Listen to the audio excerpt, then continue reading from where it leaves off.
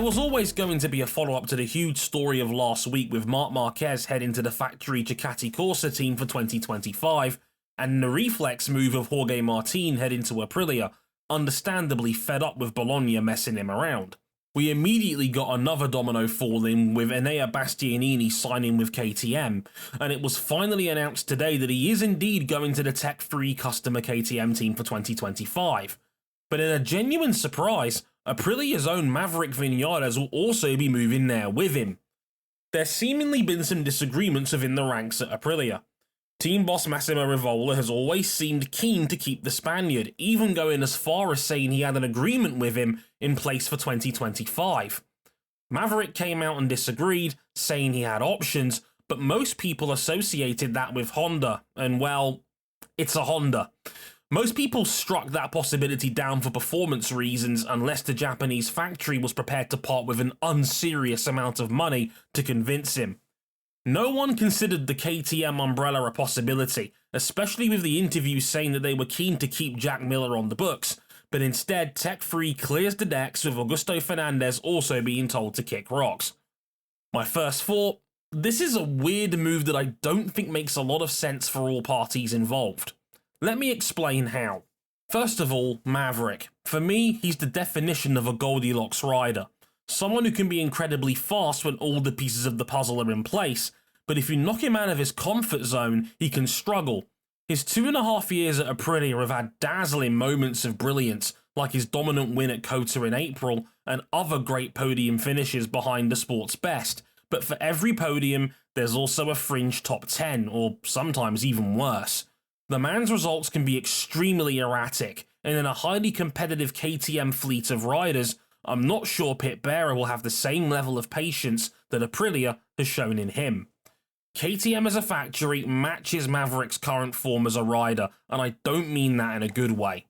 They too have an erratic development ethos. At their best, they can challenge the best of the Ducatis and have done so on occasion. But this is also the same KTM that hasn't won a dry race in over 3 years. It's also gotten very itchy feet over riders since joining the top flight, with Johan Zarco's hissy fit alongside cruel sackings for Iker Lecuona, Danilo Petrucci, Remy Gardner, and Raul Fernandez. A team that's had massive inconsistencies in performance and rider management has now hired the most emotionally volatile, inconsistent rider of the modern era. I'm not fully convinced this is the right marriage for them or Maverick. Say what you will about Aprilia, but we've seen far more proven evidence lately that they're the closest challengers to Ducati, not KTM right now. On top of that, this also blunts the years of rider development ladder work that KTM has done for the last decade or so. They've now got a clear path from Red Bull rookies all the way to MotoGP's Premier Class. And if you're Dennis Onchu, Danny Holgado, or Jose Antonio Rueda, you can't be so confident you have an endgame under KTM anymore. Only David Alonso seems talented enough to be able to shake off those concerns, with his otherworldly pace making him seem like another Acosta-type talent. If KTM and he are patient, maybe in 2027 they can think about him on a GP bike, unless someone else gets there first. A 4-rider team of Pedro Acosta, Wonder Kid, Brad Binder, ultimate floor guy, Enea Bastianini, proven contender, and Maverick Vinales, 10-time Grand Prix winner, with 3 different brands, screams KTM making a win-now move, stacking the deck with as much talent as possible and not wasting any more time on young rider development.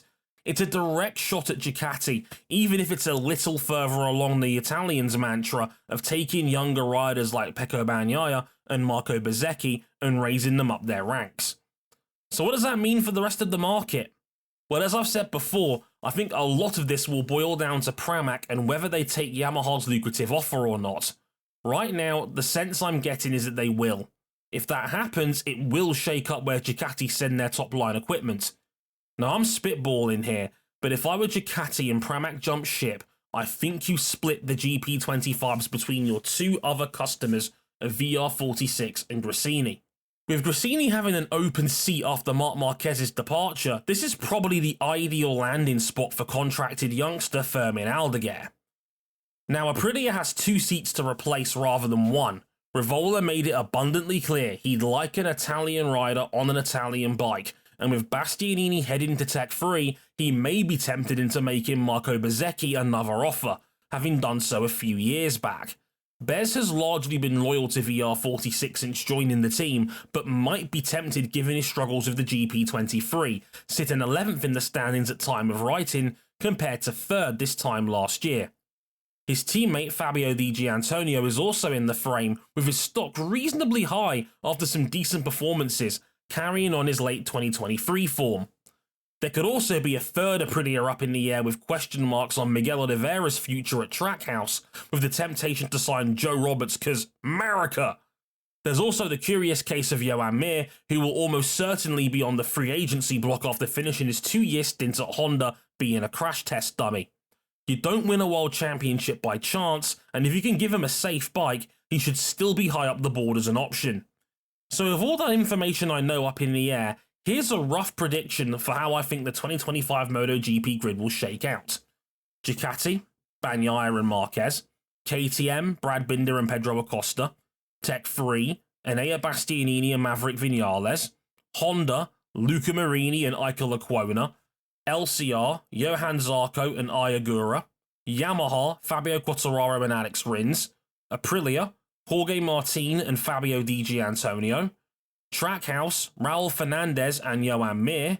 Pramac Yamaha, Miguel Oliveira and Sergio Garcia. Gresini, Alex Marquez and Fermin Aldeguer. And VR46, Marco Bezzecchi and Franco Morbidelli. So this is how I have the grid. Honda don't have many options and no negotiating source whatsoever, so they might have to go back to their World Superbike roster and pluck Iker Lecuona. Credit co-host Cam for the idea on this one. Ayagura makes sense to finally replace veteran Honda rider Taka Nakagami, who barely has hair on his head after finally running out of patience with the Japanese factory's lack of progress. I think Alex Rins ultimately stays with the Yamaha project and sees how it turns out. Of the VR46 camp, I think Digia might be more susceptible to a move, given Bez's loyalty to the brand might reap him the dividends of a GP25 next year if Pramac switches, which I'm assuming will happen. He goes to Aprilia to satisfy their home rider itch, with Joan Mir hitting up Trackhouse, as Justin Marks will likely love to have a former world champion on his new exciting brand.